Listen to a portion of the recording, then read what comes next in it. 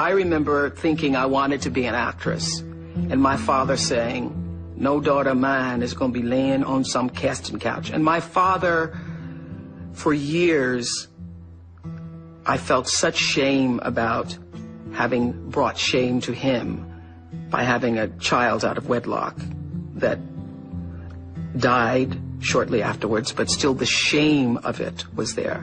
So when my father said, no daughter of mine is going to be an actress, I just thought, okay, I won't be one.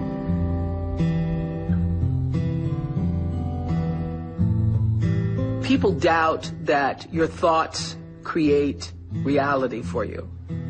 It doesn't if you're just sitting around thinking, I want something. It doesn't. But there's no question if the energy and the vibrational frequency is correct, is in sync with what is to come your way, that there is a space that you create that allows that to happen. And nothing more than the color purple explains that to me. That's what made a believer out of me.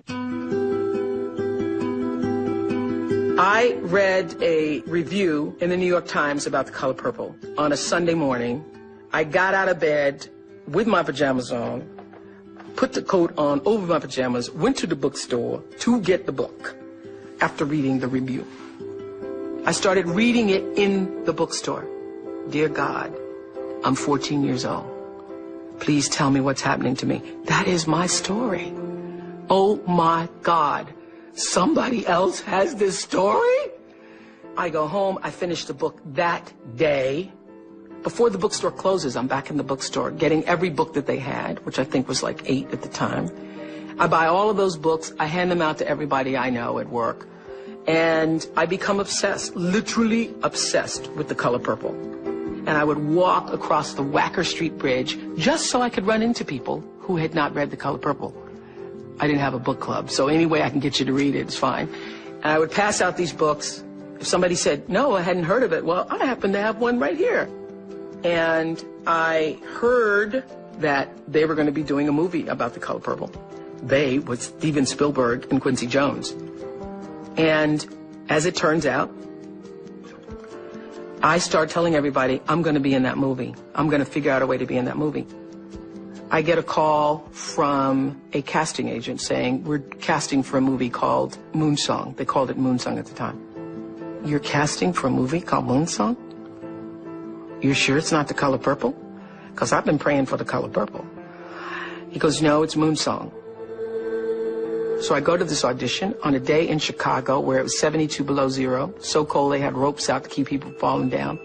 I had a cold, a sore throat, swollen, and it had a wrap in my head. And it was so cold that when you walked outside, your eyelids froze. When I walked in there, I thought, oh my goodness, it is the color purple. Because I know every character. I've read the book.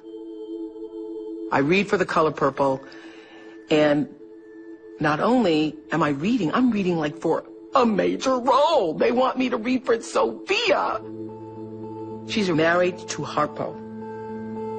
And Harpo is my name, spelled backwards. So I think if that is not a sign from Jesus himself, I never saw a sign bigger than that. So I audition, I hear nothing. I ended up months later calling the casting agent saying, I haven't heard anything. He said, you don't call me. What are you calling me for? I call you. And we have real actresses who are auditioning for this part. Alfre Woodard just left my office, he said. She's a real actress. You have no experience. So I hung up the phone and I knew I'm not going to get the part. So I feel really terrible. I can't even believe this. I think this is a God trick. I think, well, God, what'd you do that for? Why did you take me to the audition and I'm auditioning and then it's a Harpo character and then I'm not going to get it? So I think it's because I'm fat. So I go to this fat farm, and as I am running around the track by myself on a cold, rainy Wisconsin day, I start praying to God out loud, and I say, I don't get it. I really don't get it, God, but I know you do. I don't know if this is some kind of joke or what you're doing with me, but I thought you wanted me to have this part. And I want to be in the space where I can thank you for the opportunity, but I can't now. I can't. It's too hard. Please help me let it go. Help me to let it go. And I start singing, I surrender all. I surrender all to thee, my blessed Savior. I surrender all. Now, that song just spontaneously came to me. But when you first start to sing it, you really can't surrender. You're just saying, okay, I'm going to sing the song.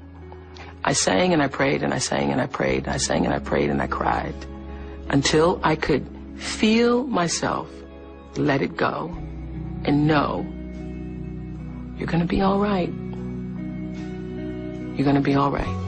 And at first I thought, you're going to be all right, but you won't be able to ever see the movie. You can't see the movie, but you'll be all right. And then I kept praying. I want to pray till I feel like I can actually go see the movie. And I will be able to bless Alfre Woodard in the role. That I'll be able to say, it's a good thing you got it. I want to be able to do that. And in the moment I can say, I can now see Alfre Woodard. I can see that can happen. And I will be okay. My life will go on, and I will not be bitter, and I will not be angry, and I will not hold that, and I will not feel for the rest of my life, she got it and I didn't. I want to have that kind of peace. And in the moment that happened to me, somebody comes running out to the track and says, there's a phone call for you. And there was. Steven Spielberg calling to tell me that. I hear you had a fat form. And he said, if you lose a pound, you could lose this part. And I ended up stopping at Dairy Queen to make sure I hadn't lost a pound. And the next day I was in his office at Amblin at Universal Studios and got the part. I would have to say one of the fundamental turning points in my life was The Color Purple. Nothing has had a greater impact on me, spiritually, emotionally, psychologically, in determining my path. Because it literally changed my faith in that I could see it. It was real. It was real. All my life I had to fight. I had to fight my daddy. I had to fight my uncles. I had to fight my brothers. Girl, child ain't safe in the family names. But I ain't never thought I had to fight in my own house. I loves Harpo. God knows I do. But I kill him dead before I let him beat me. This life be over soon. Heaven lasts always. Girl, you ought to bash Mr. head open and think about heaven later. God can dream a bigger dream for me, for you, than you could ever dream for yourself. When you've worked as hard and done as much and strived and tried and given and pled and bargained and hoped, surrender. When you have done all that you can do and there's nothing left for you to do, give it up. Give it up to that thing that is greater than yourself and let it then become a part of the flow. And I have never wanted anything as badly, as hard, as much as The Color Purple. And the wanting of it and then the surrendering of it is what taught me how to live in a space of letting go. You can dream this much, but God has a bigger dream. That The Color Purple is then setting you up for the national Oprah Winfrey show. I didn't know that at the time. So when I ask, What should I do? Should I do this? Should I do this? The bigger question is, what would you, God, the universe, have me do?